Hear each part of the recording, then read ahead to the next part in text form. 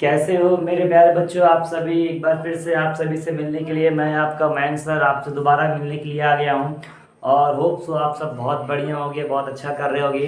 Exams की तैयारियां चल रही हैं तो फटाफट हम लोग रिवीजन की सीरीज़ को आगे बढ़ाते हुए अपने टॉपिक्स को आगे क्लियर करते हुए स्टार्ट करने जा रहे हैं। तो जैसा कि पिछले टॉपिक्स में मैंने आपको बताया था, मैंने आपको लाइट और लाइट के प्रॉपर्टीज़ के बारे में बताया था। तो जिस किसी ने भी अभी तक लाइट के बारे में, लाइट के प्रॉपर्टीज़ के बारे में नहीं जाना है, वो जाके वहाँ पर प्लेलिस्ट में आप देख सकते हो। तो आज हमारा सेकंड टॉपिक स्टार्ट होने वाला है, जो कि होता है रिफ्लेक्शन। क्या होता है रिफ्लेक्शन? रिफ्लेक्शन को समझने के लिए सबसे पहले आपको ये समझना पड़ेगा कि जब कोई लाइट किसी मीडियम में आती है, मान लीजिए एग्जाम्पल के लिए हम आपसे एक लेज़र लाइट की बात करते हैं। तो मान लीजिए आपने देखा होगा कि कोई अगर लेज़र लाइट आती है किसी मीडियम में, किसी सरफेस से टकराती है, प्लेन सरफेस से, और टकरा कर वापस उसी मीडियम क्या करती है, बाउंस बैक करती है। तो क्या हो रहा है यहाँ पे, the bouncing back of light into the same medium after striking a surface. क्या मतलब है कि सर जब कोई लाइट किसी मीडियम सरफेस पे जाती है, वहां से टकरा कर उसी मीडियम में वापस आ जाती है, तो इस फिनोमिना को हम क्या कहते हैं, रिफ्लेक्शन कहते हैं। क्या कहते हैं बेटा, रिफ्लेक्शन कहते हैं।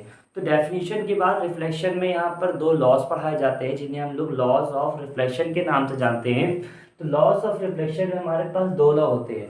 पहला लॉ जिसे हम समझने जा रहे हैं, ये देखिए क्या लिखा हुआ है कि a light ray incident upon a reflective surface will be reflected at an angle equal to the incident रे।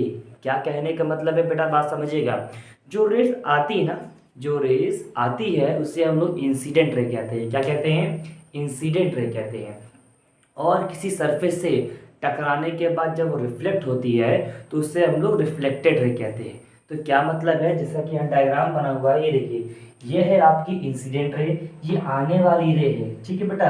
तो आने वाली रे को हम लोग इंसिडेंट रे कहते हैं और जाने वाली रे को हम लोग रिफ्लेक्टेड रे कहते हैं। और ये हमारा कोई एक प्लेन मिरर लगा रखा है हमने, रिफ्लेक्टिंग सरफेस है। तो क्या मतलब होता है इस लॉ के नियम के अनुसार कि जिस एंगल से इंसिडेंट रे आती है, टकराने के बाद सेम एंगल से वापस चली जाती है। क्या मेरी बात समझ में आ रही है? यानी angle A B N is equal to angle C B N, यानी इंसिडेंट का एंगल और रिफ्लेक्टेड रे का एंगल क्या होता है, सेम होता है, हमेशा सेम रहेगा, ठीक है बेटा।